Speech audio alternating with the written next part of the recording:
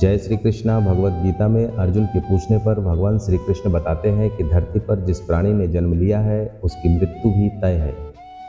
यहाँ एक ऐसा सच है जिसे बदला नहीं जा सकता है। परंतु क्या मरने के बाद हर व्यक्ति को मोक्ष मिलता है? इसका सीधा उत्तर है नहीं।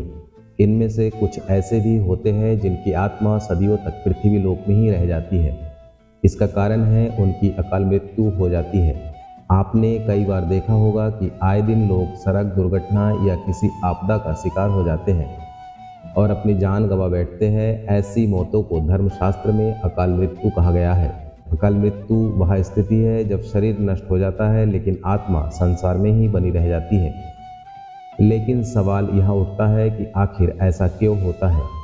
अकाल मृत्यु के पीछे क्या कारण हो सकता है और उसके बाद आत्मा का क्या होता है? आज के इस वीडियो में इसी के बारे में विस्तार से जानेंगे। इस वीडियो में हम जानेंगे कि अकाल मृत्यु क्यों होती है, अकाल मृत्यु के बाद उस आत्मा का क्या होता है, अकाल मृत्यु कैसे होती है, अकाल मृत्यु से बचने का मंत्र क्या है, आत्महत्या को पाप क्यों माना गया है और ऐसे ज्ञानवर्धक वीडियो के लिए हमारे चैनल को सब्सक्राइब करें। आपका एक सब्सक्राइब हमारे लिए बहुत ही महत्वपूर्ण है और इस वीडियो को पूरा देखें और अपने दोस्तों को भी शेयर करें। तो चलिए आइए आज की वीडियो को शुरू करते हैं और जानते हैं अकाल मृत्यु के बारे में सच्ची बातें। अकाल मृत्यु कैसे होती है? मित्रों, साधारण मृत्यु के बारे में तो हम सभी जानते हैं और समझते हैं, लेकिन अकाल मृत्यु का विषय ऐसा है कि इसके बारे में कई बातें कही जाती हैं।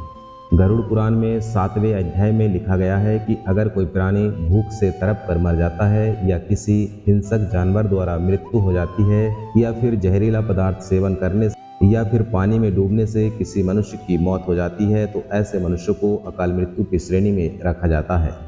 दोस्तों, अकाल मृत्यु किसी भी कारण हो सकती है, फिर चाहे वह किसी रोग के कारण हो या दुर्घटना के कारण। ऐसे में मनुष्य अक्सर यही सोचता है कि काश ये उनके साथ नहीं हुआ होता तो शायद उनकी मृत्यु नहीं होती। परंतु अकाल मृत्यु का कारण अनेक जन्मों में किए गए दुष्कर्म को बताया गया है।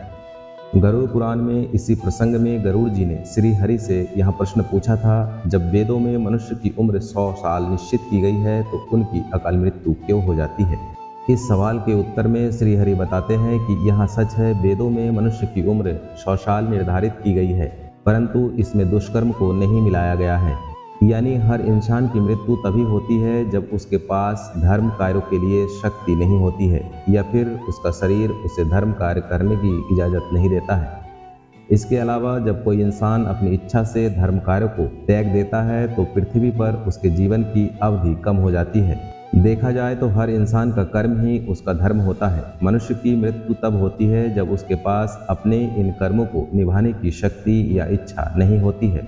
इंसान की उम्र भले ही 100 साल हो, लेकिन अपने कर्मों के जरिए वह अपनी उम्र को खुद ही नष्ट करता चला जाता है। वेदों का ज्ञान न होने से मनुष्य जान ही नहीं पाता कि वह कब कुकर्म करता जाता है। इसलिए हर मनुष्य को धर्म और अधर्म के बारे में अवश्य जानना चाहिए। मृत्यु के बाद आत्मा का क्या होता है? गरुड़ पुराण में विष्णु जी यह भी कहते हैं कि मनुष्य के जीवन के 7 चक्र निश्चित है।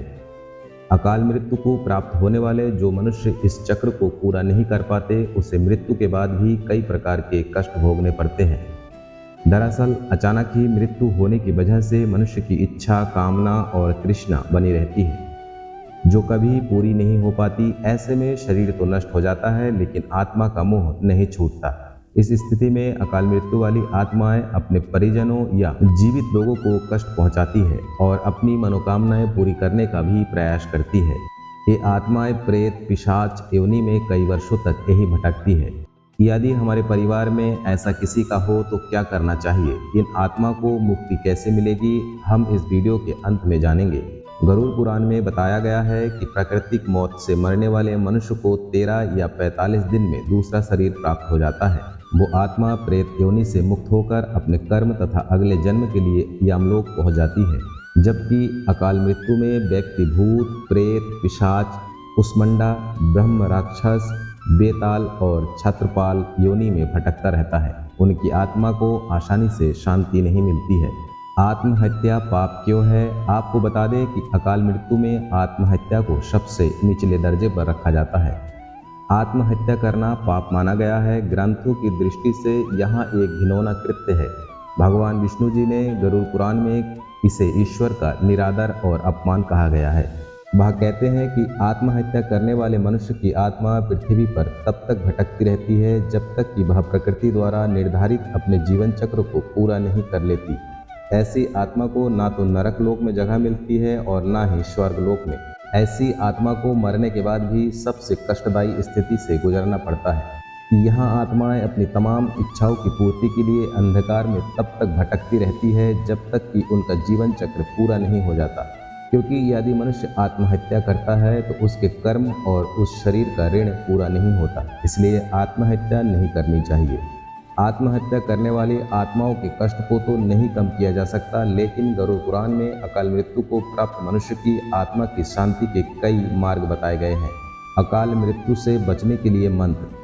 भगवान विष्णु बताते हैं कि अकाल मृत्यु प्राप्त मनुष्य के परिजनों को नदी या तालाब में तर्पण करना चाहिए। साथ ही मृत आत्मा की इच्छा की पूर्ति के लिए पिंडदान और दान पुण्य जैसे सत्कर्म करने चाहिए ताकि उनकी आत्मा को जल्द ही मुक्ति मिल सके।